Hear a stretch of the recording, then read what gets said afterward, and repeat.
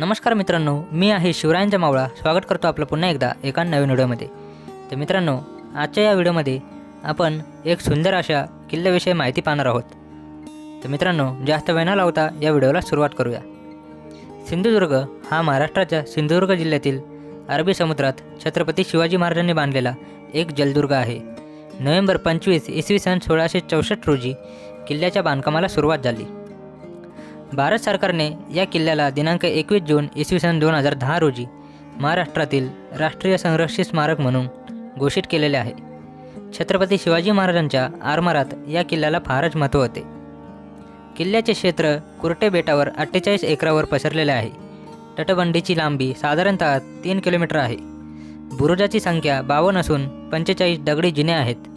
या किल्ल्यावर छत्रपती शिवाजी महाराजांच्या काळातील गोड्या पाण्याच्या दगडी विहिरी आहेत. त्यांची नावे दूध विहीर, साखर विहीर व दही विहीर अशी आहे. या किल्ल्याच्या तटबंदीच्या भिंतींमध्ये छत्रपती शिवाजी महाराजांनी त्या काळी 30 ते 40 शौचालयाची निर्मिती केली होती. या किल्ल्यांमध्ये छत्रपती शिवाजी महाराजांचे शंकराच्या रूपातील एक मंदिर आहे.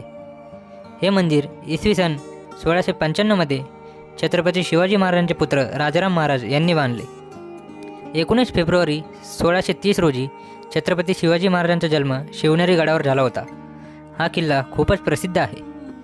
या किल्ल्याला चारही बाजूंनी कठीण चढाव असून त्याला जिंकावयास कठीण असा बालेकिल्ला आहे. किल्ल्यावर शिवाई देवीचे छोटेसे मंदिर व जिजाबाई व बाल शिवाजी यांच्या प्रतिमा आहेत. छत्रपती शिवाजी महाराजांच्या आरमारी दलाचे आद्यस्थान मालवण येथील जंजिरा म्हणजे हा सिंधुदुर्ग किल्ला होय. महाराजांकडे 362 किल्ले होते. या सर्व किल्ल्यांच्या पूर्वेस विजापूर, दक्षिणेस हुबळी, पश्चिमेस अरबी समुद्र आणि उत्तरेस खानदेश या देशापर्यंतचा विस्तार होता.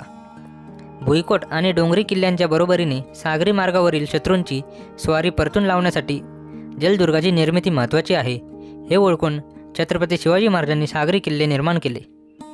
चांगल्या भक्कम आणि सुरक्षित स्थळांचा शोध घेऊन समुद्रकिनाऱ्याची पाहणी झाली. इसवी सन 1664 साली मालवणजवळील कुर्टे नावाचा काळा कभिन्न खडक असलेले बेट किल्ल्यासाठी निवडले गेले. महाराजांच्या हस्ते किल्ल्यांच्या तटांची पायाभरणी झाली. आज मोऱ्याचा दगड या नावाने ही जागा प्रसिद्ध आहे. एका खडकावर गणेश मूर्ती, एकीकडे सूर्याकृती आणि दुसरीकडे चंद्राकृती कोरून त्या जागी महाराजांनी पूजा केली. असं म्हणतात की किल्ला बांधण्यासाठी 1 कोटी होन खर्ची पडले. उभारणीसाठी 3 वर्षांचा कालावधी लागला.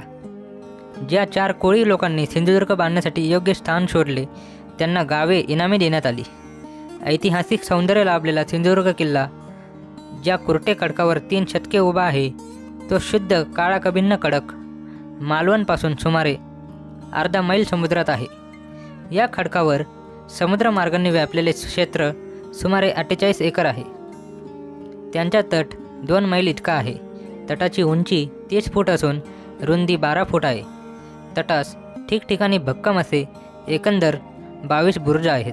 बुरुजाभोवती धारदार असे खडक आहेत. पश्चिमेस आणि दक्षिणेस अथांग सागर पसरला आहे.